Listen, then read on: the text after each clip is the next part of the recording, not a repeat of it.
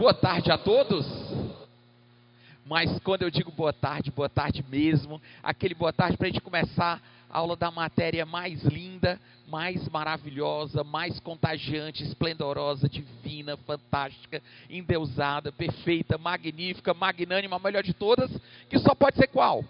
A matemática. Até porque felizes aqueles que se divertem com problemas que educam a alma e elevam o espírito. Uma salva de palmas para a matemática. Muito bem. Meus queridos, é um prazer incomensurável estar aqui com vocês mais uma vez. Para quem não me conhece, meu nome é Pedro, sou o professor Pedro Evaristo, professor de matemática, matemática financeira, estatística, raciocinológico e física também.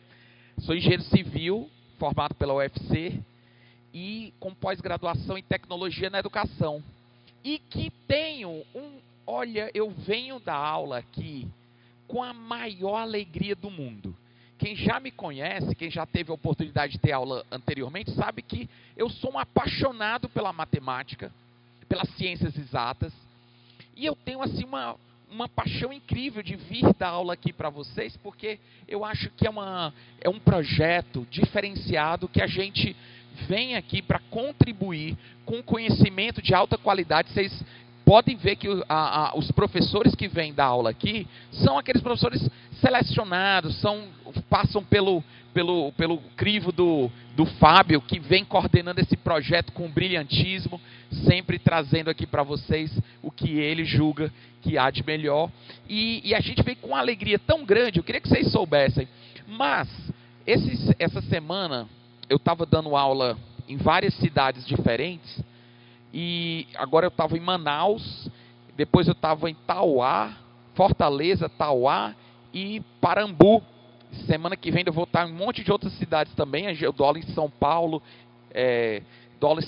dou aula em Recife, Salvador, Manaus e outras cidades. E a gente fica impressionado, e eu estava elogiando vocês esses dias.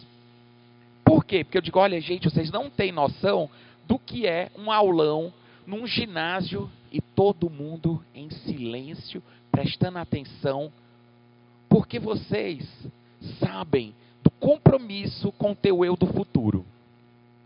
Isso é profundo.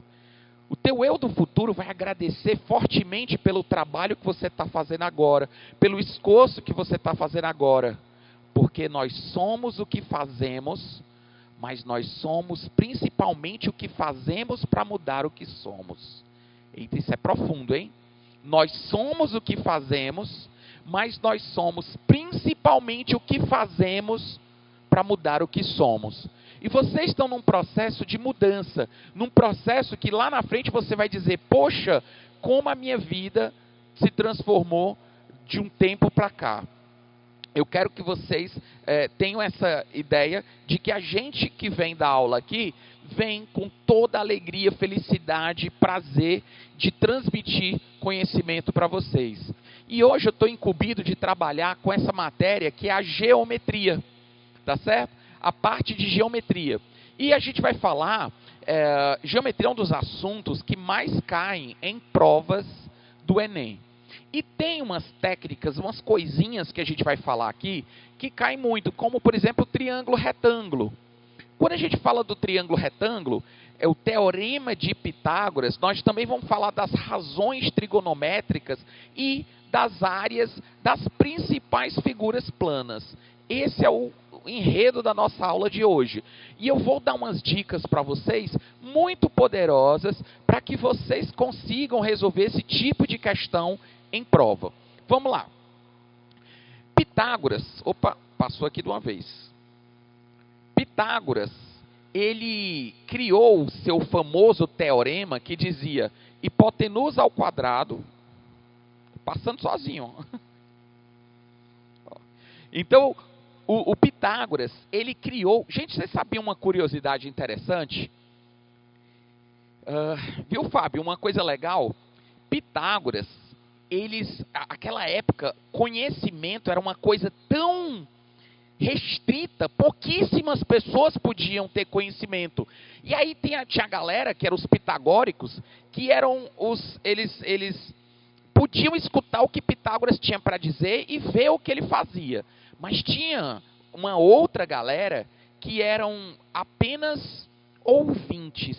Eles ficavam do lado de lá de uma cortina, tinha uma cortina, eles ficavam do outro lado só escutando o que os pitagóricos estavam falando, o que Pitágoras estava falando, mas eles não podiam ver. Eles desenhavam, riscavam, tal, mas eles só tinham direito a ouvir, não podiam ver, porque eles ainda não eram, digamos assim, estavam no nível que ainda não podia compartilhar todos os segredos, porque conhecimento é poder.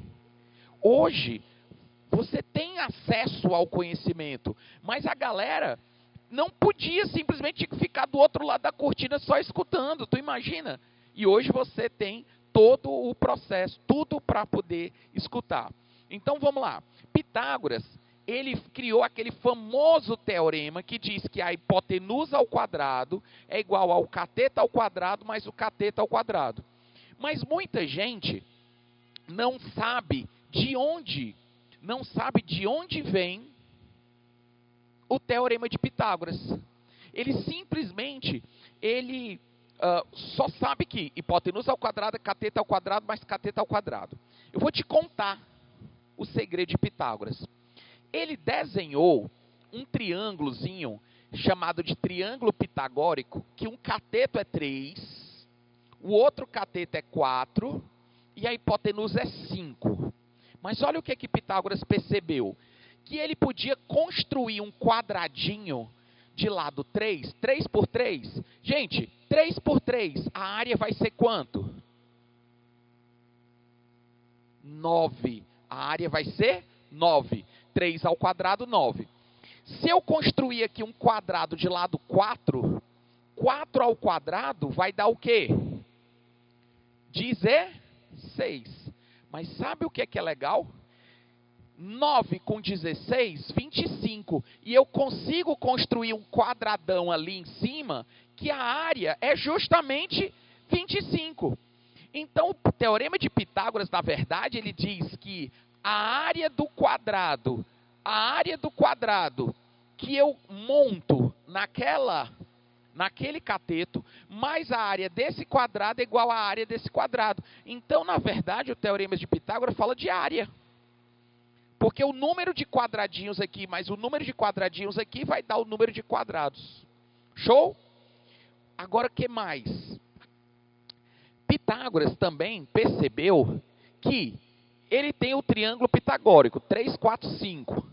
Presta atenção que isso é o que vai ser importante para ti na prova. O triângulo pitagórico é o que mais cai em prova do Enem. 3, 4, 5. Só que quando eu digo 3, 4, 5, pode ser o dobro. 6, 8, 10. Ou triplo. 9, 12, 15. Os famosos o triângulo pitagórico, mas são, na verdade, as proporções. O dobro. Aqui pode ser vezes 10. 30, 40, 50. Ou, de repente, 0,3, 0,4, 0,5. Então, quando eu chego numa prova, vamos supor que eu não sei essa medida, ó. Eu não sei essa medida. 6 e 10. E eu não sei isso aqui. Quanto é isso aqui? 8. Então, ele vai te dar 2. Ele sempre vai te dar 2 e você vai saber o terceiro. Então, quando você vê que uma hipotenusa é 15, aí você, plim, já suspeita. Se a hipotenusa é 15, então é claro que os catetos devem ser o quê? 3 vezes 5, 15. 3 vezes 3, 9. 3 vezes 4, 12. Você suspeita que ele seja o famoso 3, 4, 5. Então, vamos lá. Vamos resolver questões que vocês vão entender. Professor, só cai o 3, 4, 5? Não, tem outro muito que cai também, que é o 5, 12, 13. Quando você sabe esses dois triângulos, você vai ganhar muito tempo na hora da prova. Vamos fazer questões que a gente vai entender melhor como isso funciona. Vamos lá. Uma TV antiga ainda daquela de tubo de imagem, tem um formato padrão, ou seja, 3x4. Isso significa que as medidas da largura e da altura têm tela proporcional 3:4. Na verdade, era para ser altura e largura, tá escrito o contrário, tá? É altura e largura 3:4. Sabendo-se que a TV tem 20 polegadas, quando a gente diz que uma TV tem 20 polegadas, significa que a tela dela mede 20 polegadas, ou seja, é como se eu pegasse aqui, ó, 1 polegar, 2, 3, 4, 5, 6, são 20 polegares, ó. 1 polegada é a largura do polegar, que dá 2,5 centímetros, só para vocês terem noção. 1 polegada. Tem algumas pessoas que pensam que é assim. Não, não é. A largura do polegar, 2,5 centímetros. 2,54 para ser mais preciso. Dessa forma, qual é a medida da largura da televisão? Olha como é fácil essa questão. Como ele disse que ele era na proporção de 3:4, eu já entendo que ele é proporcional ao 3:4:5. Ó. 3:4.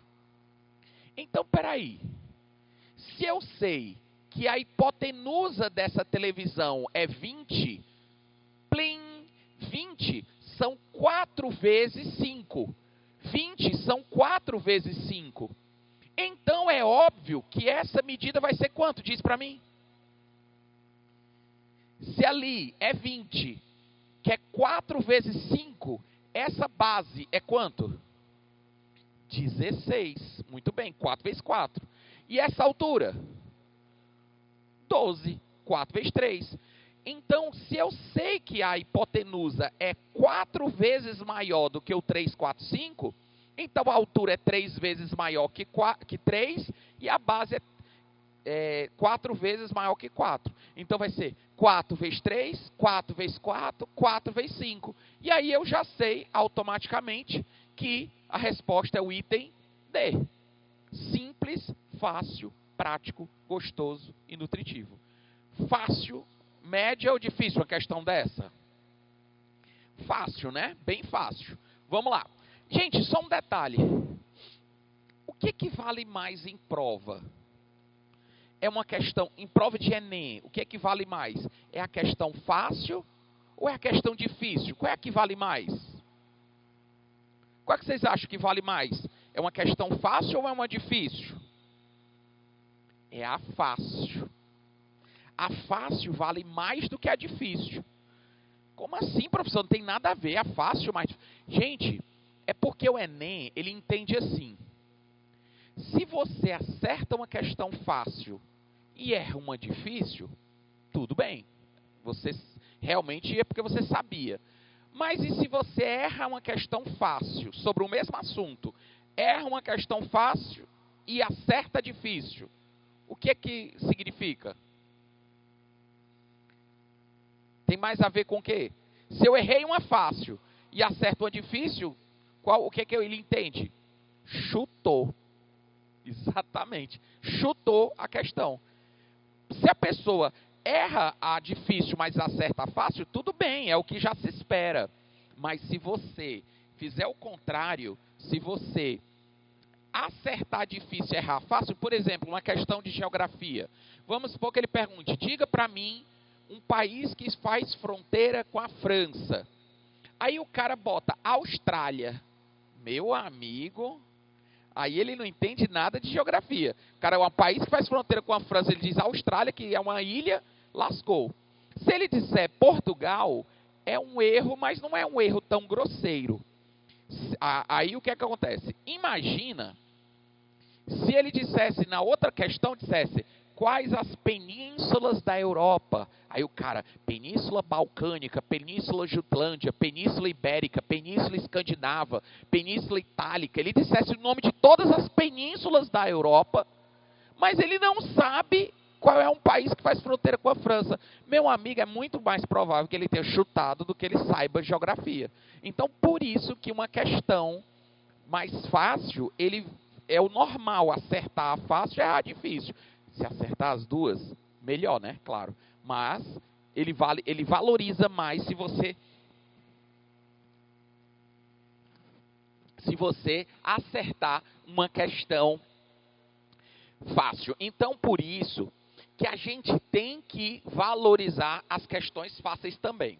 Pedro estava analisando a situação representada na figura a seguir e observou que o sol projetava uma sombra no prédio, no poste, de forma que o triângulo retângulo formado pelo poste e a sua sombra era um triângulo pitagórico. Quando ele disser um triângulo pitagórico, é o famoso 3, 4, 5. Só que quando eu digo 3, 4, 5, é aquela história que eu falei, pode ser o dobro, 6, 8, 10, ou triplo, 9, 12, 15, ou vezes 5, 15, 20, 25. E aí vai. Beleza. Com base nisso, sabendo que a sombra do prédio é de 15 metros, preste atenção, ele está dizendo que essa sombra é de 15 metros. Só que no triângulo pitagórico, 3, quanto é isso aqui? Vamos lá, gente. 3, 4. Só que eu sei que 15 é justamente essa basezinha aqui, 15, é 5 vezes 3. Então é óbvio, sem fazer Pitágoras, sem fazer regra de 3, esse está para esse, assim como esse está para X, faz a regrinha de 3, bota os tracinhos, bota o X, regra da borboleta, pula, pula, pisca, pisca, não sei o quê. Tem nada disso. É só você entender que se isso é 5 vezes maior, 5 vezes 4, 20. E a propósito é que é 5 vezes 5 aqui vai ser o quê? 25, nem precisava. O que ele quer é qual a altura do prédio. Resposta? 20.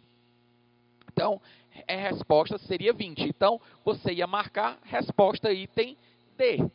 Então, o segredo da proporção é você também resolver com lógica, sem necessariamente precisar fazer conta, sem precisar fazer equação, de maneira só visual. Então, resposta entender, segue o jogo, vamos para a próxima. Um terreno localizado, essa daqui já é mais difícil um pouquinho. Vamos lá, todo mundo comigo, ó. Um terreno localizado no município de Cascavel, no Ceará. Quem é que é de Cascavel aqui? Ninguém de Cascavel? Ah, rapaz, olha só. De Cascavel tem a forma de um quadrilátero formado pela justa posição. Gente, o que é justa posição? Colado, tá? Pela justa posição de 2 triângulos, retângulos, como representados na figura a seguir. Vamos lá. Pessoal, inclusive, queria aproveitar o momento aqui da troca para parabenizar os nossos tradutores maravilhosos. Eu queria uma salva de palmas para eles.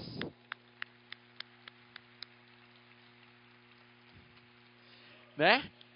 Gente, porque essa turma faz um trabalho espetacular.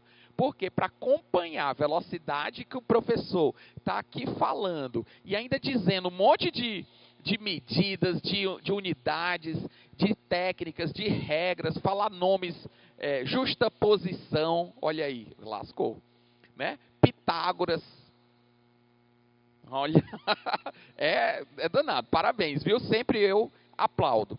Então, vamos lá. O que ele está querendo?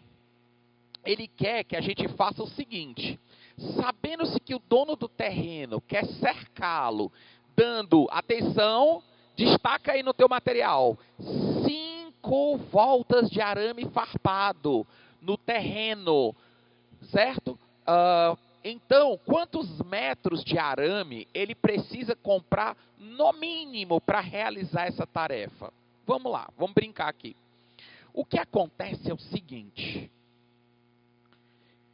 Quando você tem um triângulo retângulo, aí você está vendo aquele ali, ó, 60, 80. Plim! Será que ele é o 3, 4, 5? 60 são quantas vezes 3? Vamos, olhe para o 6. 6 é quantas vezes? 6 é quantas vezes? 2 vezes. O 8, quantas vezes? 2 vezes o 4. Só que ali é 60. Então, em vez de ser 2 vezes, é o quê? 20 vezes maior.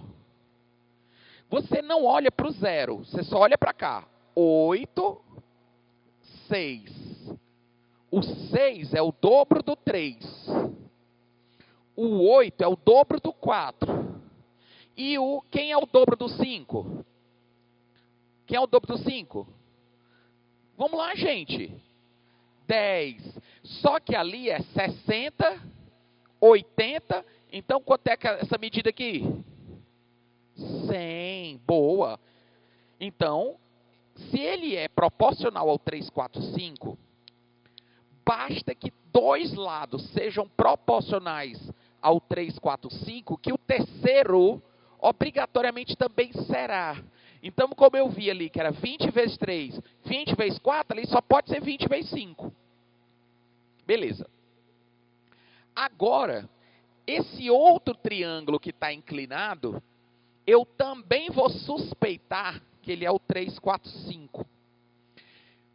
75 dividido por 3 dá 25. Ou seja, 3 vezes 25, 75.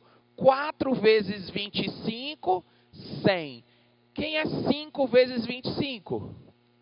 125. Então, se eu entendo que 2 lados são proporcionais, é só para você saber a proporção, basta você dividir. 75 dividido por 3, 25. Aí eu entendo que ficou 25 vezes maior, 25 vezes maior, então a hipotenusa, 25 vezes maior. 25 vezes 5, 125. Então eu já sei todos os lados da minha figura. Agora eu posso descobrir o perímetro, porque eu quero cercar com arame. Então eu quero o perímetro, ó. Vamos lá comigo. Quanto é essa medida? Vamos lá, gente, todo mundo. 80 mais quem? 60 mais quem? Mais 75 mais quanto? 125. Aí eu te pergunto, eu somo 100? Sim ou não? Não, né? Não somos 100. Porque ele não é perímetro. Ele é uma medida de uma diagonal. Não é perímetro. Perímetro é a soma dos lados do contorno. Então, o que eu fiz? Ó, vamos lá comigo. Então, eu fiz 80. Ó, eu fui somando 80, mais 60, mais 75, contornando. Ó, mais os 125. E eu totalizo 340. Dá uma olhadinha aí nos itens. Tem 340 para marcar? Tem ou não? Tem. Mas essa ainda não é a minha solução. Cuidado, porque 340 é uma volta. Só que o dono do terreno quer dar quantas voltas? 5 voltas de arame farpado. Porque ele vai colocar uma volta, 2 voltas, ele vai fazer 5 camadas assim. Então, 5 vezes 340 são 1.700, tá certo? 1.700. Então, o que acontece? Nesse caso, o que vai acontecer aqui? Resposta correta, opa, é o item D, tá? Não vou nem marcar ali, porque eu não botei a bolinha no canto certo. Então, acho que quando mudou a letra, aí ficou fora do lugar. Então, o que acontece? Nesse caso, ó, que ele vai bater aquela foto, tem que ficar bem natural assim, ó. Olha aí, bem natural, uma coisa assim, bem... Pegou aqui naquele... Quando ele tira as fotos, às vezes, sem tipo, pausar... Eu saio todo doido sempre. Vamos lá. Então, a resposta é o item D, tá bom, gente? Resposta item D de dado. Vamos lá. É D, D? Show? Uma árvore foi quebrada pelo vento. E a parte... Essa daqui já é mais difícil, ó. Vamos lá. Uma árvore foi quebrada pelo vento e a parte do tronco que restou em pé forma um triângulo retângulo com o solo. Olha que interessante. Ele quebrou e aí ele formou aqui um triângulo retângulo. Se a altura, olha o que ele falou. Se a altura da árvore antes de quebrar era de 9 metros, gente, o que é os 9 metros? 9 metros vai ser a medida desse tronco mais esse daqui. Você concorda? Quando eu digo 9 metros, tem que ser 9 metros é a soma dessa medida mais essa medida aqui. Tá bom? São a soma dos dois. Segue o jogo. E sabendo que a ponta da parte quebrada está a 3 metros da base da árvore, qual é a altura do tronco que restou em pé? Veja bem, vocês entendem que ele está dizendo que esse triângulo que formou aqui, ele está dizendo para a gente que esse triângulo que se formou, ele é 3 aqui na base. Opa! Eu vou suspeitar. Se aqui é 3, eu suspeito que essa altura é quanto? Quanto? 4. E se aqui é 3 e 4, quanto é que vai ser essa hipotenusa aqui? 5. Agora calma. Você vai confirmar. Quanto era o tamanho da árvore, quem lembra? 9. Então, se eu pegar esse 5 mais esse 4, 5 mais 4, 9, que é o tamanho da árvore toda. Quer dizer, aqui é 4 e aqui é 5, então se eu devolver aqui assim, ó, vai dar uma árvore de 9 antes de quebrar. Então, confirma ou não confirma? Confirma. Então, se essa base é 3, aí eu suspeitei que aqui é 4, e aí aqui seria 5. E se eu somar o 4 com 5, bate justamente 9. Mas isso só é óbvio para gente que conhece o famoso triângulo pitagórico, o famoso triângulo 3, 4, 5. Se eu sei que um cateto é 3, você suspeita que o outro cateto é 4 e que a hipotenusa é 5. É isso que vai acontecer. Show? Bacana. Então, vamos lá. Então, eu já posso suspeitar. Ah, meus queridos, agora nós vamos fazer uma questão muito bacana. Inclusive, eu quero fazer uma brincadeira aqui com vocês. É uma questão de geometria, mas ela é uma questão que ela envolve situação-problema. Essa questão não está na tua apostila, porque eu botei ela ontem, tá bom? Questãozinha boa do Enem, que caiu, diz assim: uma pessoa precisa se deslocar de automóvel do ponto P para o ponto Q, indicados na figura, na qual as linhas verticais e horizontais representam as ruas. Por causa do sentido do tráfego, nessas ruas, o caminho poligonal destacado é a possibilidade mais curta de efetuar esse deslocamento. Então, olha o que ele fala. Para isso, empregando-se as letras E, F e D, para indicar vire à direita, vire à esquerda e vá em frente. Né? Ou melhor, vire à esquerda, siga em frente e vire à direita, respectivamente. A sequência de letras que descreve o caminho da poligonal vai ser. Gente, então vamos lá comigo. O que é que vai acontecer? Vocês entendem que eu, saindo do ponto P, se posicione aqui como se eu estivesse saindo do ponto P. Assim que eu chego aqui, eu dobrei à esquerda, à direita ou à frente? Esquerda, direita ou frente? Vamos lá, vamos fazer o seguinte. Vamos ficar todo mundo em pé, todo mundo junto aqui, só para a gente fazer uma dinâmicazinha rápida. Vamos lá. É bom porque a gente dá uma esticadazinha, né? Vamos lá, fica todo mundo em pé aí. Vamos lá fazer comigo aqui assim, ó. Se a gente tivesse nessa posição, se você disser vire à direita, gire para a direita, você ia girar para que lado? Gire para a direita. E aí, gire para a direita. Continue girando para a direita, de novo. Gire para a direita de novo. Opa, tem as pessoas que estão girando no lado contrário. Tá vendo? Tá vendo como a gente troca? Quando eu digo girar à direita, É o sentido horário ou anti-horário? Horário. Sempre que eu pedir para girar à direita, é o sentido horário. Agora vamos para o outro lado. Gire para a esquerda. Quando eu giro para a esquerda, eu estou girando no sentido horário ou anti-horário?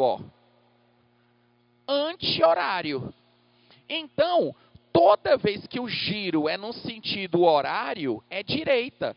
Não interessa em que posição, mesmo que eu esteja descendo, à direita. Então, à direita, horário. À esquerda vai ser o quê? Anti-horário.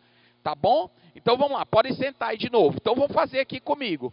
Então, nesse caso, eu girei no sentido horário, É o quê? Direita.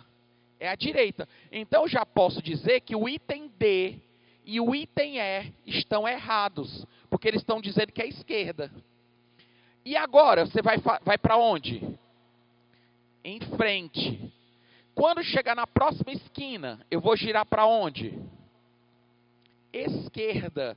Porque veja que eu estou girando agora, no sentido anti-horário, Esquerda.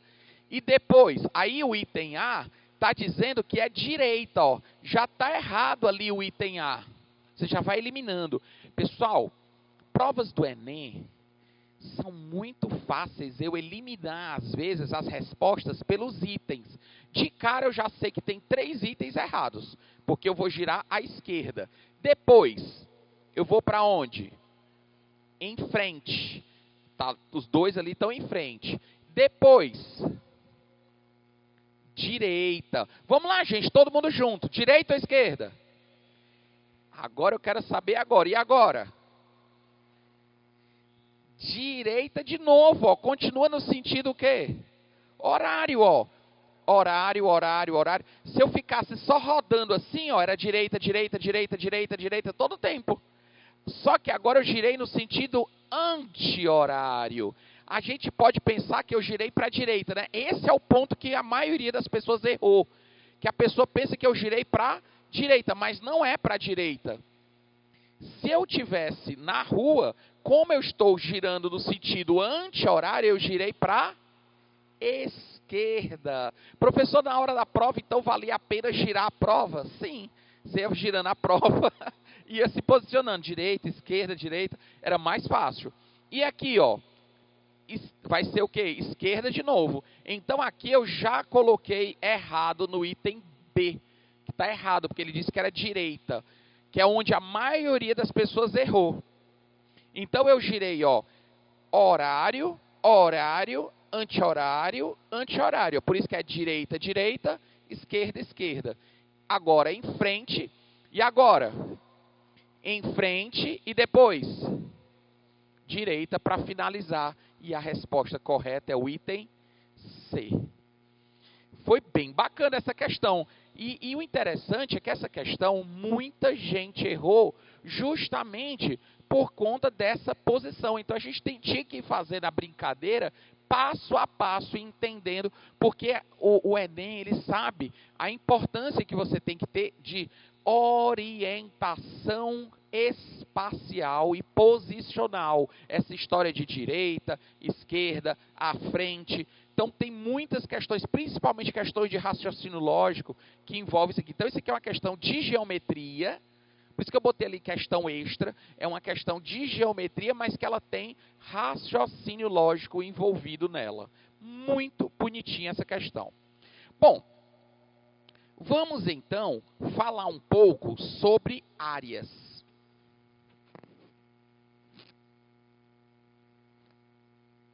Vamos então falar um pouco sobre áreas. Eu vou dizer para vocês que todas as áreas eu consigo resolver através da área do retângulo. Por exemplo, quando você diz qual a área de uma sala, vamos imaginar que eu tenho uma sala que ela tem 6 metros de comprimento e 4 metros de largura. Quando eu digo qual a área da sala, é como se eu estivesse perguntando quantos quadradinhos de 1 por 1 eu consigo posicionar aqui. Veja que eu consigo fazer uma fileira de 6, outra fileira de 6, mais outra fileira de 6 e uma quarta fileira de 6. São 4 fileiras de 6. 4 vezes 6, 24. Então, quando a gente diz que a área é de 24 metros quadrados, é porque cabem 24 quadrados de 1 por 1. Ah, Pedro, entendi.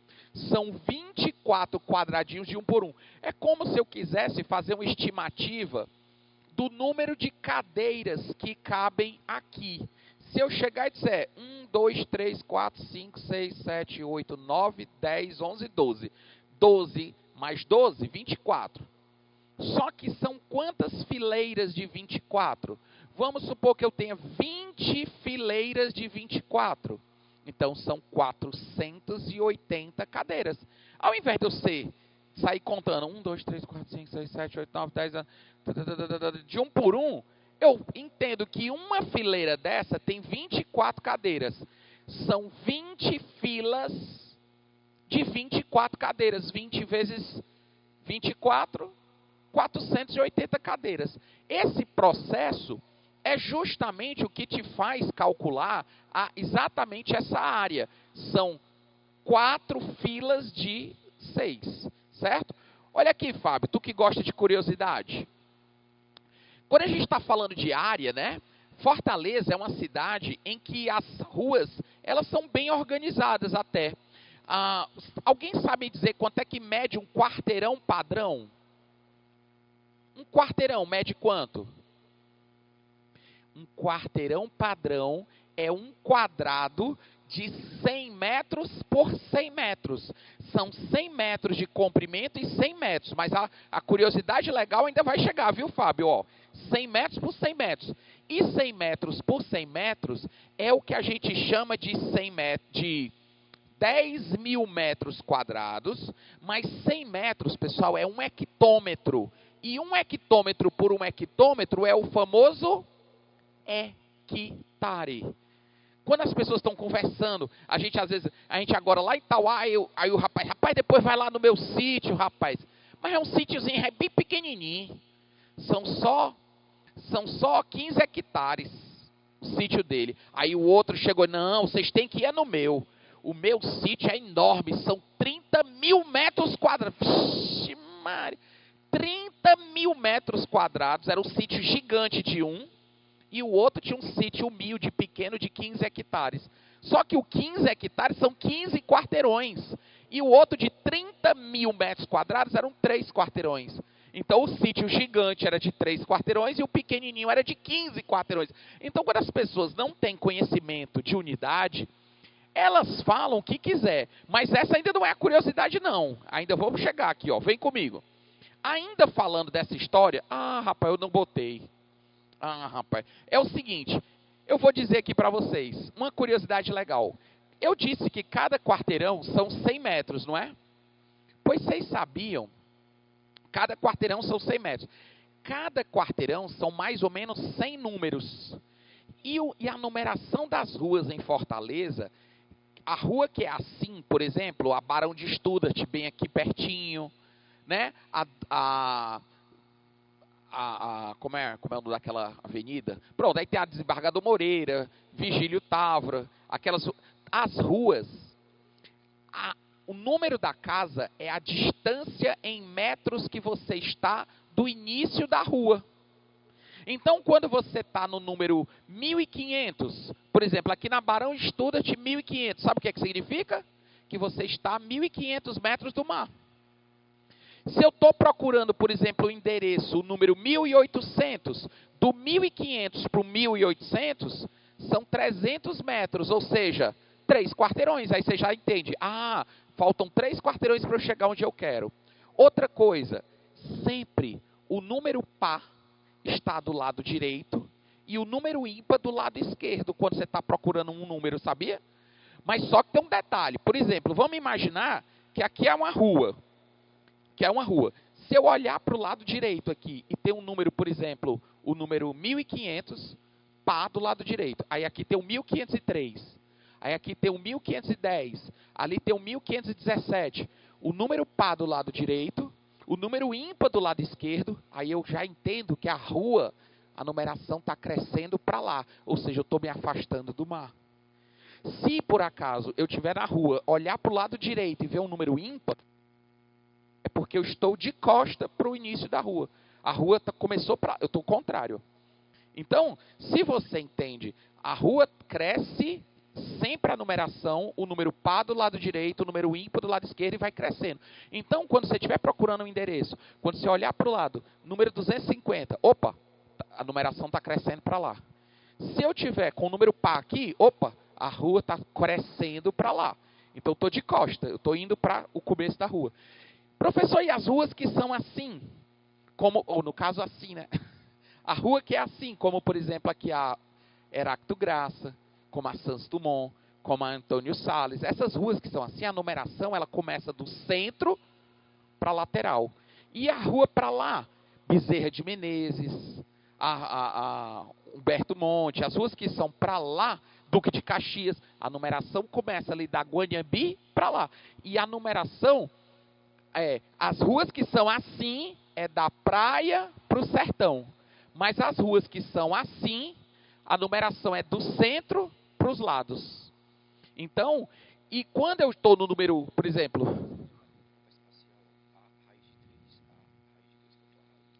tá certo. Beleza. Então, seguinte, vamos lá. Eu achava que tinha colocado o desenho aqui dessa explicação que eu estava falando. Gente, isso é muito legal. É a geometria no dia a dia. Então, duas coisas legais. É você saber que cada quarteirão tem 100 metros e que a numeração é a distância em metros que você está do início da rua. Sempre o número par do lado direito e o número ímpar do lado esquerdo. Legal, né?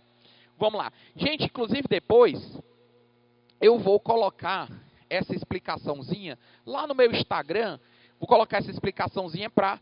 eu vou colocar sempre a lógica... Eu vou começar uma sequência aí de postagens que eu vou chamar de a lógica das coisas.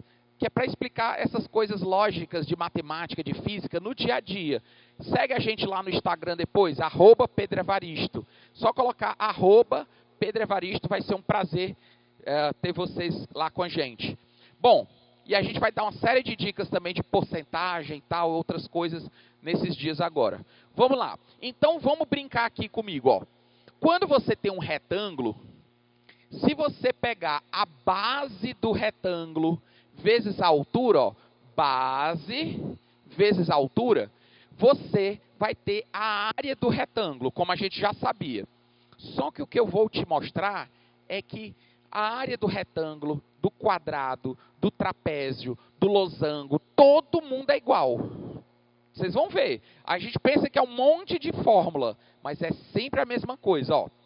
Se eu pegar um quadrado, o que é um quadrado?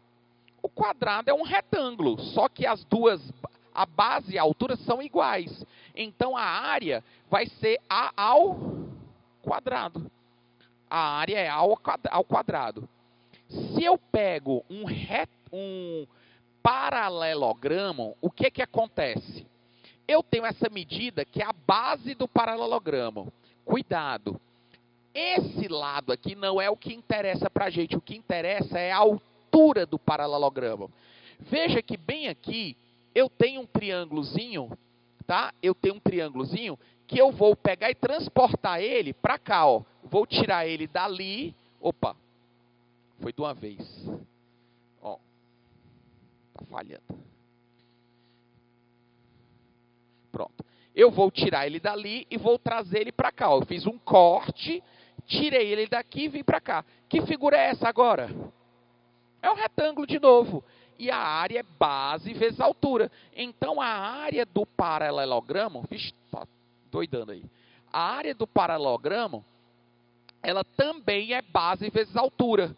É essa base vezes essa altura. Porque eu posso cortar esse triângulozinho e jogar ali e ele vai virar de novo um retângulo.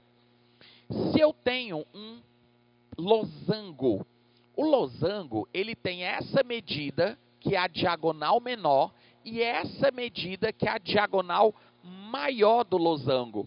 E a minha área vai ser o seguinte, ó. Veja que se eu completar aqui, eu tenho um retângulo, que a área é dzão vezes dzinho. Só que eu quero só a metade. Então, por isso que é dzão vezes dzinho sobre 2. Então, a área do losango é dzão vezes dzinho sobre 2. Por quê? Porque eu só quero a metade. Eu cortei aqui, cortei aqui, cortei aqui. Então, eu fiquei só com o losango. Que mais? Trapézio. Agora cheguei em um que muita gente esquece a fórmula, mas não vai esquecer mais. Como é que eu faço a área do trapézio? Gente, a área do trapézio é só eu pegar e encaixar um outro trapézio igual. Essa medida é a chamada base maior do trapézio. Aquela é a base menor, são os dois lados paralelos. E aqui é a altura do trapézio. Agora tu imagina, se eu pego um trapézio igualzinho, ó, e encaixo aqui, ó, igualzinho, só que ele está invertido. Aí ele virou um retângulo. E a base desse retângulo é só somar Bzão com Bzinho, ó. Bzão mais Bzinho vezes a altura, ó. Bzão mais Bzinho vezes a altura. Só que tem um detalhe, eu só quero a metade sobre 2. Então, por isso que é Bzão mais Bzinho vezes a altura sobre 2. Porque quando eu encaixar os dois trapézios, um contrário do outro aqui, eu vou transformar num retângulo. E a base do retângulo é Bzão mais Bzinho, vezes a altura, só que como é só a metade sobre 2. Por isso que é Bzão mais Bzinho vezes a altura sobre 2. Show, né?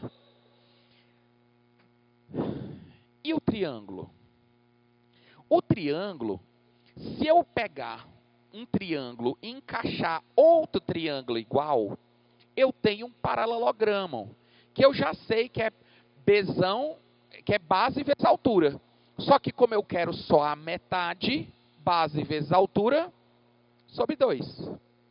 Eu consigo enxergar isso aqui melhor quando eu pego um triângulo retângulo. Gente, como é que eu faço? Vocês entendem que o triângulo retângulo, esse cateto é a base e aquele cateto é a altura. Então, a área desse triângulo é como se eu encaixasse um outro triângulo igual, ó. Eu encaixasse um outro triângulo igual e a área é B vezes C. Só que como eu quero só a metade, B vezes C sobre 2. Imagina que eu pegasse esse triângulo e descesse ele assim, ó, girasse. Agora, esse cateto é base e aquele cateto é altura. C vezes B sobre 2, que é a mesma coisa. E se eu pegar esse triângulo e girar assim, agora a hipotenusa aqui é que vai, essa hipotenusa é que vai ser a base e aqui vai ser a altura. Então eu posso dizer que A vezes H sobre 2 também é a área do triângulo. Então, note que eu tenho várias maneiras de calcular a área do triângulo dependendo de quem é a minha base e quem é a minha altura. Quem é a minha base e quem é a minha altura. Beleza. Vamos lá. Então, e se eu tenho um triângulo equilátero? Aí tem um pouquinho mais de detalhe. O triângulo equilátero, a altura do triângulo equilátero, se eu usasse um pouquinho de trigonometria, a altura do triângulo equilátero, ele é L ao quadrado. Passei sem querer. Volta. Está indo. Se eu pegar, pronto. Se eu quiser a altura desse triângulo, ele é A raiz de 3 sobre 2. Então, se eu fizer base, que é A, vezes a altura, que é A raiz de 3 sobre 2, e dividir por 2, vai acabar dando essa área aqui, A ao quadrado, raiz de 3 sobre 4. Muito bem. Eu não vou me deter muito nisso. Eu quero trabalhar aquilo que mais cai. Então, olha só essa questão aqui. Quantas cerâmicas quadradas medindo 20 centímetros de lado. Gente, essa questãozinha aqui, inclusive, caiu agora, recente, mês passado, numa provinha de concurso público, desses concursos que estão acontecendo muito no interior, assim, aqueles concursos para a Prefeitura de Caucaia, Prefeitura de Cascavel, Prefeitura, que muitos de vocês vão fazer ou já estão fazendo esses concursos, que são concursos muito bacanas. E essa questão é altamente repetitiva. Tudo que eu estou vendo aqui para vocês serve também para concursos. E muitos de vocês vão prestar, vão fazer provas de concurso público e que também é super importante. Então, olha só, a questãozinha caiu agora, há um mês.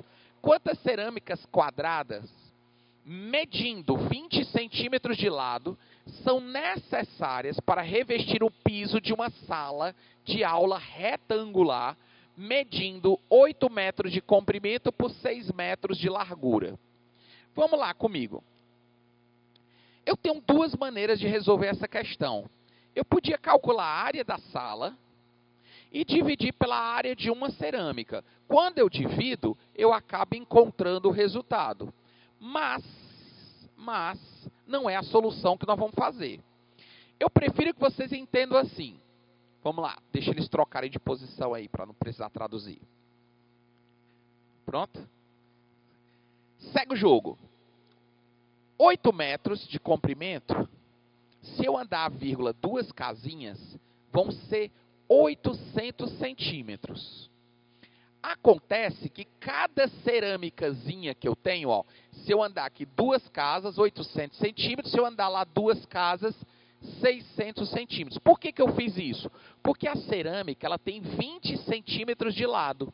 Então, se eu pegar 800 centímetros e dividir por 20, eu vou ter 40 cerâmicas. Então, eu sei que se a sala tem 8 metros e de 20 em 20 centímetros, ou seja, 8 metros, 800 centímetros, e de 20 em 20 centímetros cabe uma cerâmica, então é como se coubesse uma fileira de 40 cerâmicas.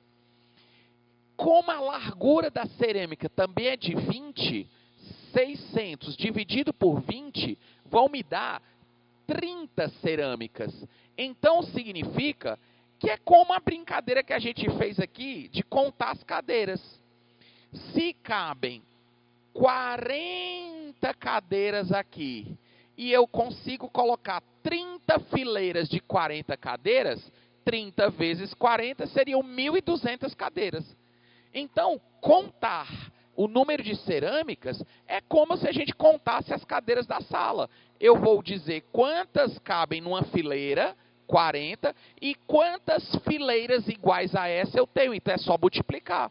Portanto, 1.200 cerâmicas. O que ele podia até fazer? Ele podia dar o preço de uma cerâmica, ou dar o preço de um pacote com 10 cerâmicas, que normalmente quando você vai comprar cerâmica, ela vem numa caixa, e aí, normalmente, vamos lá, um pacote com 10 cerâmicas, aí ele ia dizer, o pacote com 10 cerâmicas custa quanto? Tanto. Quantos pacotes você tem que comprar? Aí podia ter colocado uma questãozinha nesse sentido também. Vamos lá, então a resposta aqui, 1.200. Considere um trapézio isósceles cuja medida de cada um dos lados não paralelos é 5. Preste atenção nessa, que essa aqui é uma questão difícil. Considere um trapézio isósceles cuja medida de um dos lados não paralelos é 5 e cuja medida do perímetro é 40. Agora nós vamos juntar os conhecimentos, ó. Ele diz o seguinte, que mais? Ele disse que a medida dos lados não paralelos, ou seja, esse e esse, ó. Professor, o que é um trapézio isósceles? Trapézio isósceles é um trapézio em que os dois lados não paralelos são iguais. Quando um dos lados aqui forma 90 graus é um trapézio retângulo. Aqui é um trapézio isósceles. Esse lado é igual a esse, ó. Beleza. E ele disse que o perímetro todinho era 40. Guarda essa informação. Só que tem um pequeno detalhe. Aí ele disse, supondo que esse trapézio tenha a base maior, essa base maior, 6 metros maior que a base menor. Ele disse que essa base é 6 a mais que aquela. Gente, vamos fazer aqui comigo de cabeça. Quanto é que ele disse que era o perímetro? Quem lembra? 40, não foi? Ele disse que o perímetro era 40. Então, vamos somar 5 mais 5. 10. Está faltando quanto? Está faltando 30. Se está faltando 30, ele disse que esse aqui é 6 a mais. Então, se dos 30 eu tirar 6, 24. Se tem 24 faltando, 12 para lá e 12 para cá, mais o 6. Então, 12 mais 6, 18. Vou de novo, ó. Vou de novo. Eu sei que aqui é 5 e 5, já dá 10. Falta 30. Então, significa que esses dois lados aqui somados tem que dar 30. Só que como esse aqui é 6 a mais que o outro, você pode fazer o quê? Por exemplo, vamos imaginar que assim, como é teu nome? Rayane. Vamos supor que eu e a Rayane juntos temos 30 reais. Só que a Rayane tem 6 reais a mais que eu. Quanto cada um tem? Nós dois juntos temos 30. Só que ela tem 6 a mais que eu. Então, o que eu faço? Se eu tirar os 6 a mais, falta 24. Aí o resto é igual. 12, 12. Se nós dois temos 30, se eu tirar os 6 que tu tem a mais, sobra 24. Esses 24 é 12 para mim, 12 para ti. Devolve o teu 6. Então tu tem 18, ou seja, 6 a mais. Essa é uma maneira de fazer com lógica. Mas, professor, e se eu quisesse fazer com letras? Aí eu coloco aqui x, e aqui eu boto quem? X mais 6. E somo x mais 6, e tem que dar igual a 30. Aí fica 2x mais 6 é 30, 2x igual a 24, x igual a 12. Aí eu encontro que ali é 12. Mas a maneira mais rápida é essa.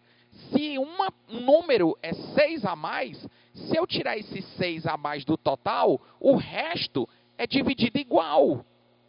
Se eu digo que a Rayane, né? Que a Rayane vai ficar com 6 reais a mais que eu, então se eu pegar os 30, tirar os 6 que ela tem a mais, sobra 24. Metade, metade. 12 e 12. Com 6, 18. Eu estou te ensinando uma técnica diferente de fazer esse tipo de conta. Mas nada te impede de fazer por álgebra. Chamar de x, x mais 6, somar igual a 30 e resolver. Beleza. Agora vem comigo, ó. Determine a medida em metros da altura desse trapézio. Ele quer essa medida da altura do trapézio. Essa altura do trapézio. Então, o que eu vou fazer aqui, ó? Olha o que eu já vou logo suspeitar. Quando eu vi essa diagonalzinha 5, plim, eu já suspeito logo. Só pode ser quem? Que a gente aprendeu hoje. O triângulo pitagórico. Um ponto na prova, hein? 3, 4, 5 é o triângulo pitagórico. E se eu pegar esse triângulo pitagórico aqui, ó, e trouxer para cá, certo? Se eu trouxer ele para cá, vem, rapaz. Só porque eu larguei. Se eu trouxer ele para cá, aqui fica 3, 4. Do outro lado, a mesma coisa. Se eu trouxer ele para cá, agora funcionou. 3, 4, 5. E se você for ver, ó, 12, ó, mesma coisa, ó. 12 com 3 de um lado e 3 do outro, 18. Ou seja, eu entendo que a altura desse triângulo aqui vai ser o quê? Vai ser 4. Resposta item B. Então, a altura, se esse aqui for 5, aí eu entendi que aqui é 3, aqui é 4, aqui é 3, aqui é 4, e se você for ver 3 com 12, 18, como a gente sabia, fechando, encaixando as ideias. E, portanto, a resposta é o item B. D vai ser item B, que é 4. Agora ele faz outra pergunta. Qual a área em metros quadrados desse trapézio?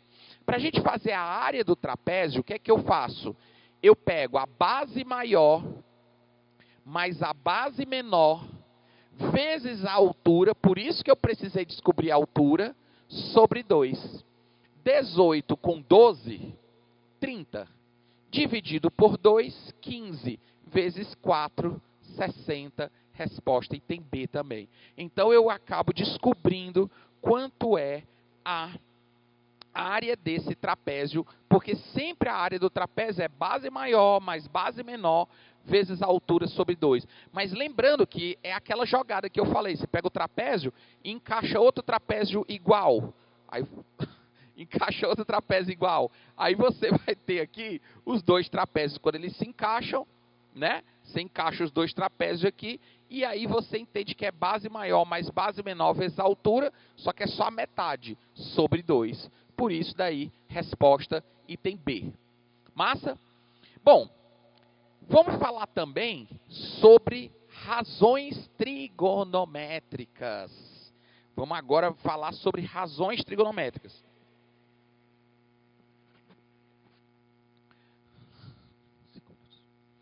Então, é o seguinte, razões trigonométricas. Lembrando, pessoal, que quando você tem um triângulo retângulo, você pode criar as chamadas razões trigonométricas. Se eu pegar o seno de um ângulo, o que é o seno do ângulo? É o cateto que está separado do ângulo e a hipotenusa. Cosseno, cateto colado. Gente, eu prefiro fazer assim, ó.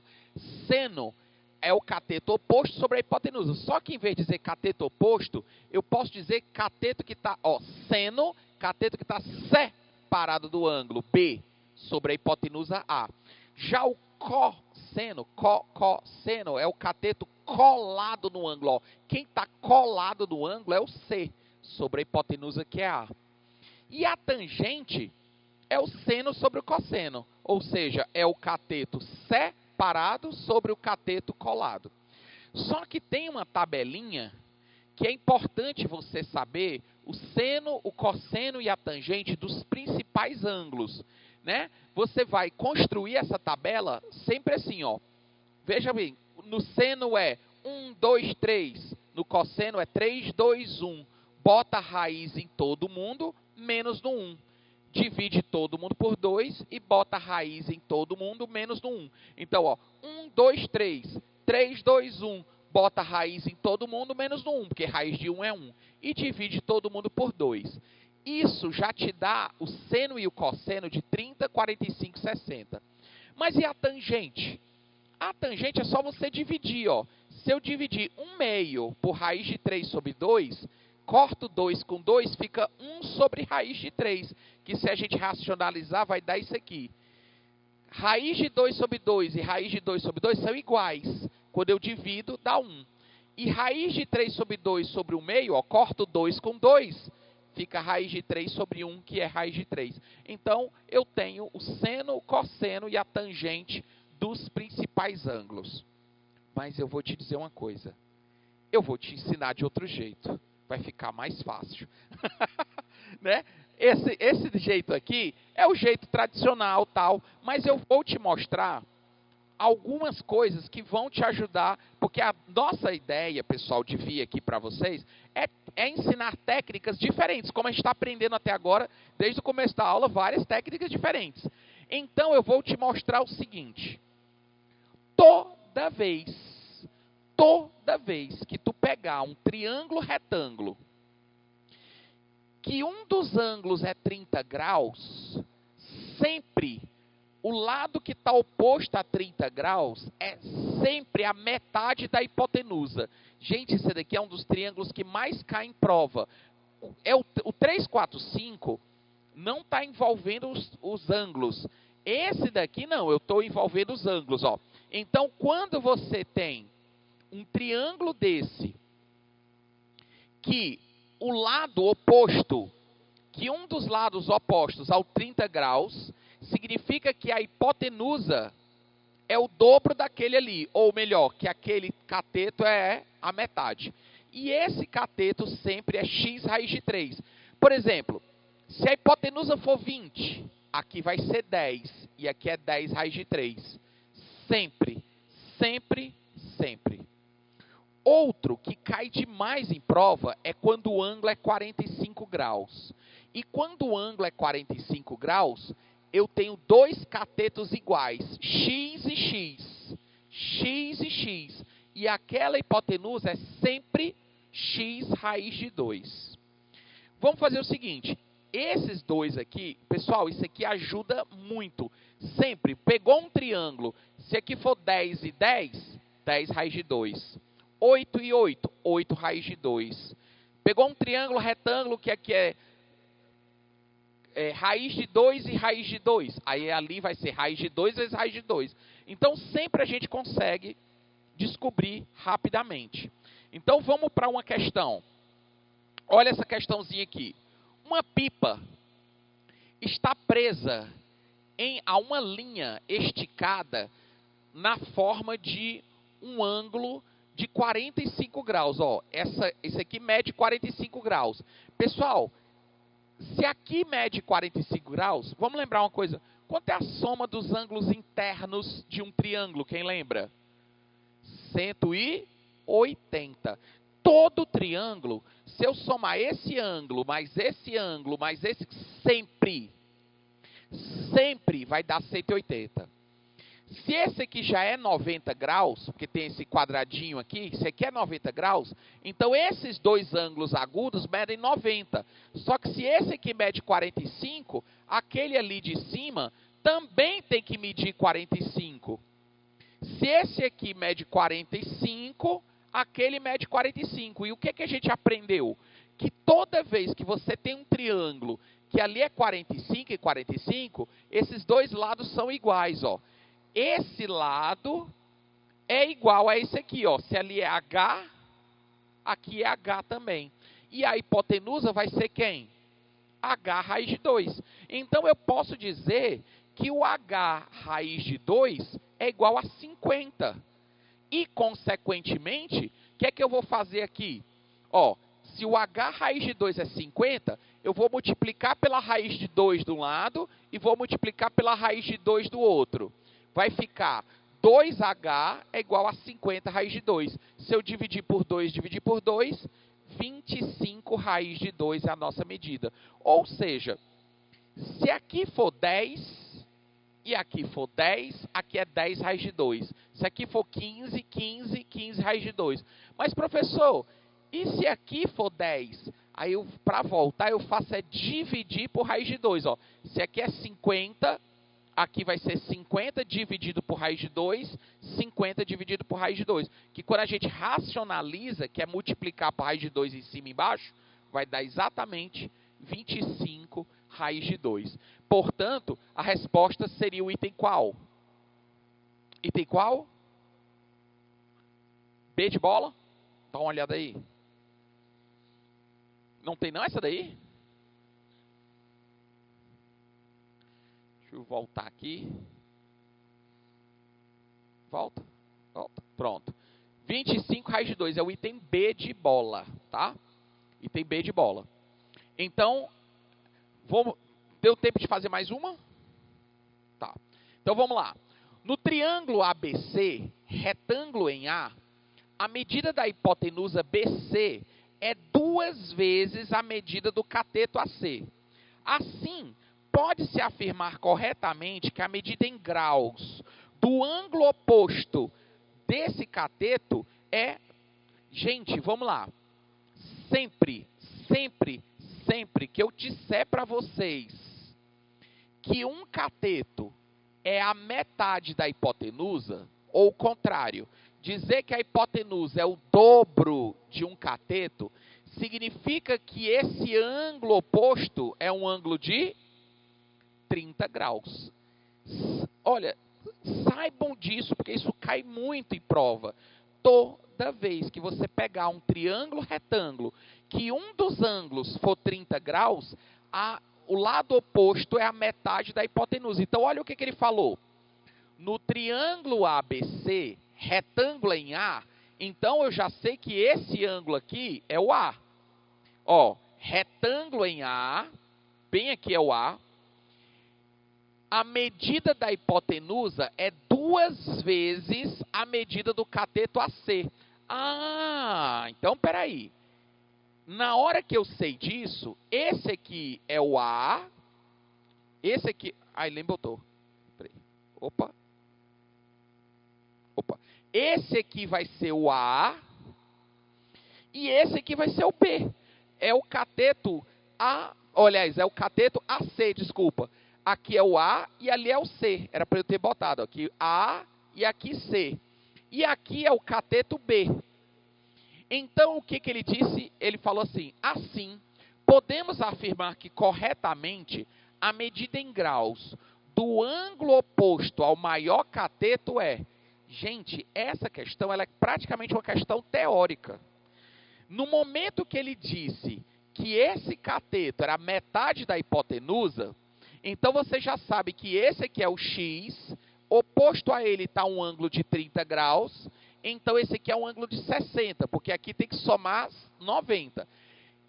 E no triângulo, aprenda uma coisa, sempre oposto ao maior ângulo está a maior medida. Sempre oposto ao maior ângulo está o maior lado. Sempre oposto ao menor ângulo está o menor lado. Então, como esse aqui é o menor ângulo, 30, oposto a ele é o menor lado. Se esse aqui é 60, que é maior, esse aqui tem que ser maior. Mas esse lado aqui, que é a hipotenusa, é oposto ao maior ângulo. Então, esse aqui é o maior lado de todos. Mas ele falou oposto ao maior cateto. Então, o maior cateto é esse aqui. E qual é o ângulo oposto ao maior cateto? 60 graus. Então, simplesmente, se eu souber que a hipotenusa é o dobro de um cateto, oposto a ele está 30 graus e oposto ao outro lado está 60. Então, por isso que esse aqui é o maior cateto, então o oposto a ele é 60 graus. Portanto, a resposta é o item B. Matamos a questão com tranquilidade. Meus queridos, eu queria agradecer sinceramente aqui, essa tarde aqui com vocês, esse momento bacana, esse momento prazeroso. Foi um prazer incomensurável estar aqui com vocês. Espero que a gente ainda tenha uma oportunidade de encontrar em outros momentos. Tá mais uma vez aqui o convite para vocês seguirem a gente lá no Instagram, @PedroEvaristo. Vou colocar umas dicas nessa reta final para te ajudar, dicas sempre importantes para nesses últimos 40 e poucos dias que estão faltando para o nosso Enem. Falta pouco tempo, mas eu queria que vocês entendessem. Tudo aquilo que a gente vê nessa reta final é o que mais a gente lembra na hora da prova. Por isso que é tão importante. Tem algumas pessoas que chegam na reta final, aí desanimam. E isso não é legal. Esse é o momento de você dar uma acelerada, de você dizer assim, olha, vou fazer toda a diferença, porque tem gente que está desanimando, então eu vou fazer o contrário. Então eu queria parabenizar a vocês que estão aqui hoje, porque estão fazendo o algo a mais. E se a gente não faz nada a mais do que lhe é pago, jamais será pago por aquilo que faz a mais. Meus queridos, muitíssimo obrigado. Até a próxima. Tamo junto. Para o alto e avante. Valeu demais.